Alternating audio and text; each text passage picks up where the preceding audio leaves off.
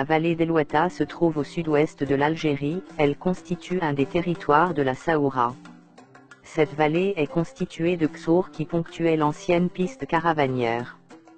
Il s'agit d'El Bayada, Agdal, Bouklouf, Maja, El Ouatta, Ames, Idir, qui restent de nos jours des Ksour témoins des voies de communication transsahariennes, commerciales et cultuelles, qui jalonnaient le territoire induisant des échanges de différents niveaux. Ces échanges ont constitué une base identitaire, culturelle et patrimoniale historique de cette vallée, caractérise sa vocation par des activités agropastorales avec l'émergence de produits artisanaux. Autant d'activités liées au système oasien.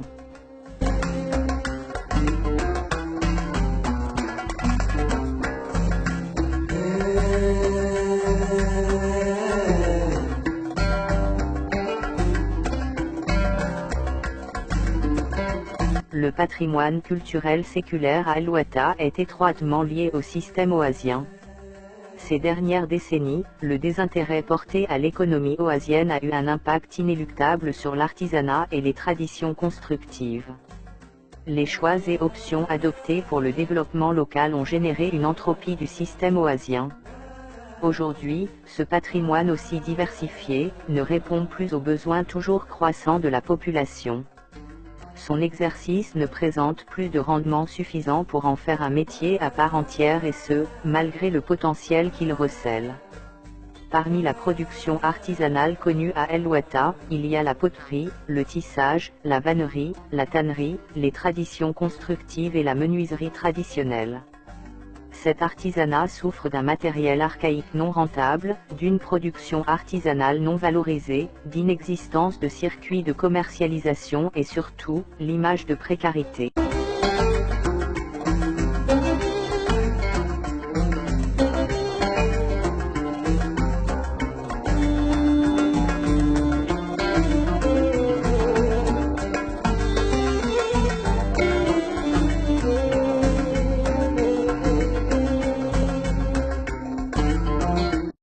L'approche par la concertation avec les autorités locales, le mouvement associatif, les artisans, les jeunes d'El Ouatta, les visiteurs qu'ils soient touristes ou universitaires travaillant dans le cadre pédagogique, a révélé une carte heuristique causale de la problématique, de la sauvegarde et de la valorisation du patrimoine culturel à El Ouatta. Elle s'exprime de la façon suivante. Malgré son emplacement stratégique, jouant un rôle clé dans les différents échanges à travers l'histoire, la vallée d'El Ouatta recèle un potentiel patrimonial qui n'est ni valorisé, ni en adéquation avec son développement local. Les habitants en quête de promotion de leur patrimoine, souffrent d'isolement et de manque d'accompagnement pour mettre en valeur cette richesse. Ils œuvrent par conséquent, pour une reconnaissance régionale et pourquoi pas nationale. Pour ce faire, la société civile en concertation avec les autorités locales s'attelle à trouver des alternatives aux contraintes et problèmes qui empêchent le patrimoine de se conjuguer avec le développement local. Parmi les problèmes identifiés lors de différentes séances de concertation, l'association touristique et de préservation du patrimoine note ce qui suit. Le système oasien est en processus de dégradation. La population ne s'intéresse plus au système oasien et son modèle de vie. L'agriculture oasienne n'est plus une priorité. L'activité artisanale n'a plus de rendement. L'activité artisanale ne répond plus aux besoins actuels des habitants. Les jardins ne constituent plus une base de matières premières pour l'artisanat. Les matériaux de construction traditionnels véhiculent une image de précarité. Les techniques de construction traditionnelles ne répondent plus aux besoins nouveaux de la vie quotidienne. Les savoir-faire traditionnels sont en voie d'extinction, ils ne sont plus transmis aux nouvelles générations. L'inexistence d'opportunités et de formateurs pouvant transmettre les savoir-faire aux nouvelles générations.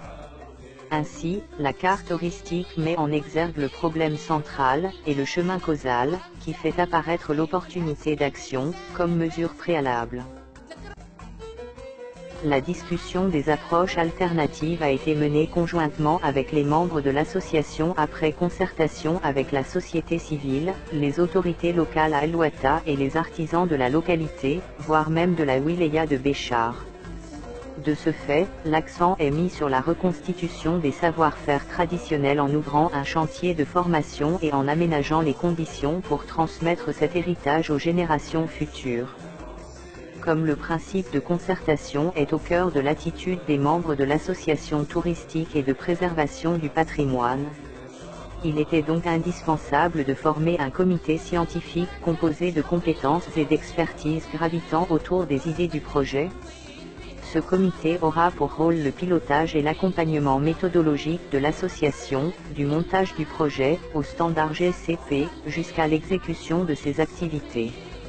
Aussi, ce comité aura à définir les termes de référence pour chaque atelier de formation, et de développer un plaidoyer pour la valorisation des métiers anciens.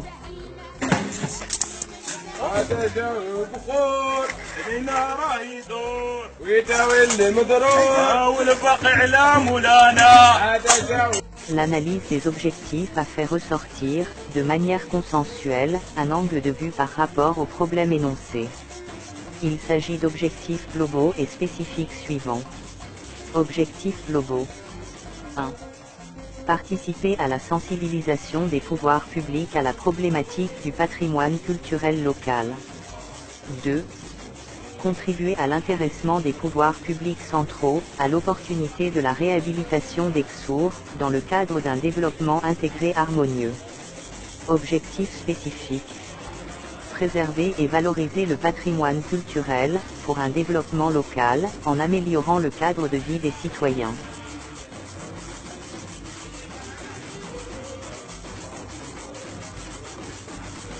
Une stratégie d'action a été mise au point afin d'atteindre les objectifs définis en concertation avec la société civile, les autorités locales et le comité scientifique de l'association.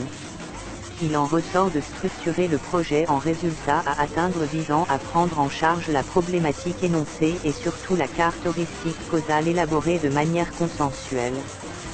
Résultat 1, les métiers anciens sont réhabilités et transmis aux jeunes générations. Résultat 2, le patrimoine culturel local est réapproprié par la population d'Elouata à travers les anciens métiers.